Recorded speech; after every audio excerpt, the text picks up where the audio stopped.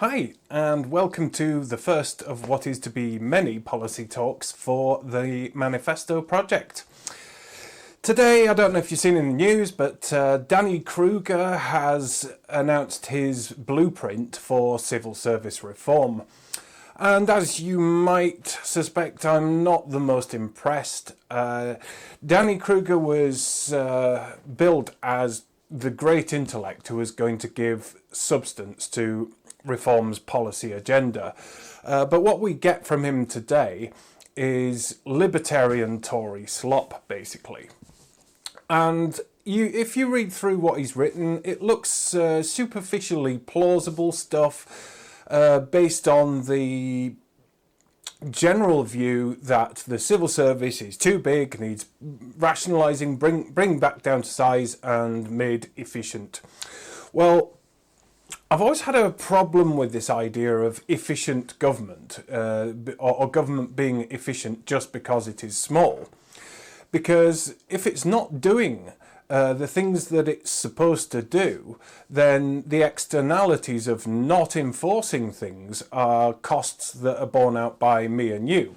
And the cost of policy failure is not at all efficient. And when you look at the substance of what he's written, a lot of it is based on tropes that are older than me. This idea that the civil service is bloated and needs rationalising, made efficient. There were entire episodes of Yes, Prime Minister about this that were out when I was an infant. So these are decades-old tropes, and you know it's partially true. There are arms of the civil service that are too big, too bloated, and do need rationalisation, but that requires careful study of what they're for, what they're doing, how they got so bloated in the first place. One of the reasons it's bloated in recent years was because of Brexit, where we assumed that all the extra onerous customs procedures and regulations would necessitate a larger Department of Trade. As it happens, industry has been quite canny in how it's adapted, and I think there's scope for rationalisation there. But Danny Kruger gives the game away with just one little sentence where he complains that DEFRA has got a department for different types of fish. Cod has got a department, haddock's got a department. He's not quite understood that in that there is the Marine Management Organisation, and it is broken down into specialisms because you've got all the different types of fish. You've got freshwater, and then you've got seawater, you've got deep sea fishing. With different kinds of fish, it often dictates what kind of nets you have to use according to conservation policies, managing habitats, managing fisheries, managing replenishments. There's a level of expertise involved in fishing, which it's not generally understood, but it's not a simple industry.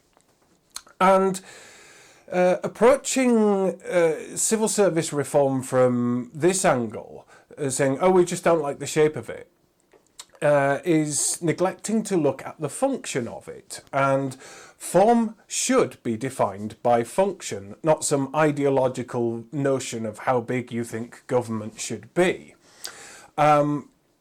And this tells you that they're not actually doing the granular, ground level policy upon which you build everything else. And this is as a subject matter is even more damning for a party like Reform, because Reform is, of course, a continuation of the Brexit party, and Brexit, a very large pillar of that was fishing. And if we're talking about a Reform government that wants to revitalise Britain, revitalise its industries, then you would expect that fishing would be a large part of that. That you would actually go and have a design for the industry, an ambition, a vision, what you want it to do. Do we want to double the size of the fleet? Do we want to stimulate domestic markets, or do we want to focus exclusively on exports? What kind of fishing industry do we want? What kind of species are we going to go after? All of these are good questions, and once you've answered those questions, then you have a good idea of what your civil service support back office is going to look like. And the same is true of agriculture. I personally believe that we should scrap the EU SPS and veterinary system, move away from that model, and instead seek to restore a network of local slaughterhouses, and that way you get animals killed near to where they are reared, and you're cutting down on the number of miles they travel, which is good for animal welfare and it's good for the quality of the meat. Because our livestock policy in terms of producing meat, we can never really compete with mass producers like Australia, Argentina, New Zealand.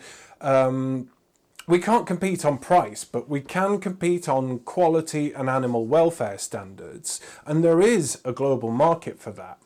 And so we need to rethink the industry. And so once you rethink the industry, you then have an idea of what DEFRA is tasked with doing, and what sort of size and what kind of people you need to recruit to do those jobs. But if you've got a top-down notion of what DEFRA should look like, and you've got a fixed cap on how many officials it should have, then it's going to be stretched. It's not going to have the right people doing the right things, and you're just using a smaller force to administer the status quo. And that suggests a complete lack of policy vision from reform. They've gone. This is totally a top-down agenda, and what we need is individual policies at all the different areas that are currently under stress. And I've said this before in other videos that if you take immigration, which is a big theme of reform, if you're going to tackle that, you want to expand the number of local authority inspectors looking at houses of multiple occupation. You need to expand trading standards to its former glory so it can go after counterfeit trades, illegal cigarettes, selling things to kids.